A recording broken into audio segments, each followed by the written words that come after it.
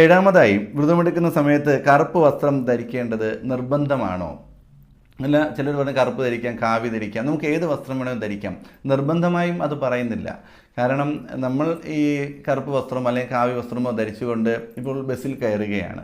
അപ്പോഴേക്കും നമ്മുടെ അടുത്തിരിക്കുന്ന ആൾക്കാർക്ക്, അല്ലെങ്കിൽ എന്തെങ്കിലും അസൗകര്യമുള്ള സ്ത്രീകളോ അല്ലെങ്കിൽ മറ്റ് വ്യക്തികളോ ശുദ്ധിയല്ലാത്ത വ്യക്തികളോ നമ്മളെ കാണുമ്പോഴേക്കും ഒരു സ്വാമിയാണ് വരുന്നത് മനസ്സിലാകും. അവരൊന്ന് മാറി നിൽക്കുക, അല്ലെങ്കിൽ നമ്മുടെ ദേഹത്തെ തൊടാതെ ഒഴിഞ്ഞു നിൽക്കുകയും എല്ലാം ചെയ്യും. അപ്പം അങ്ങനെ സമൂഹത്തിൻ്റെ മുന്നിൽ നമുക്കൊരു ബഹുമാനം ലഭിക്കുകയും അതുമാത്രമല്ല മനസ്സിലാകും നമ്മൾ വരുന്നത് സ്വാമിയാണ് എന്ന് പറഞ്ഞ് സമൂഹം നമ്മളെ അംഗീകരിക്കുകയും ചെയ്യുന്നു. കൂടാതെ നമുക്ക് തന്നെ ഉള്ളിൽ ഒരു ബലമുണ്ടായിരിക്കും. നമുക്ക് ഞാനിപ്പോൾ വ്രതത്തിലാണ്, ഞാനിപ്പോൾ സ്വാമിയാണ്, ഞാനിങ്ങനെ നടക്കുകയുള്ളൂ, അല്ലെങ്കിൽ ഞാനിങ്ങനെയാണ്. അപ്പോൾ നമുക്ക് തന്നെ മറ്റൊരാൾ നമുക്കൊരു ബഹുമാനം തരുമ്പോഴോ അല്ലെങ്കിൽ മറ്റൊരാൾ നമ്മളെ ശ്രദ്ധിക്കുമ്പോഴോ അംഗീകരിക്കുമ്പോഴോ നമുക്ക് തന്നെ അറിയാൻ പറ്റും ഞാൻ സ്വാമിയാണ്. അപ്പോൾ ഞാൻ ആ രീതിയിൽ നടക്കാവൂ, ആ രീതിയിൽ ഭക്ഷണം കഴിക്കാവൂ, ആ രീതിയിൽ ചിന്തിക്കാവൂ, ആ രീതിയിൽ നോക്കാൻ പാടുള്ളൂ. അങ്ങനെ എല്ലാത്തിലും നമുക്കൊരു നിയന്ത്രണം ഉണ്ടാകുന്ന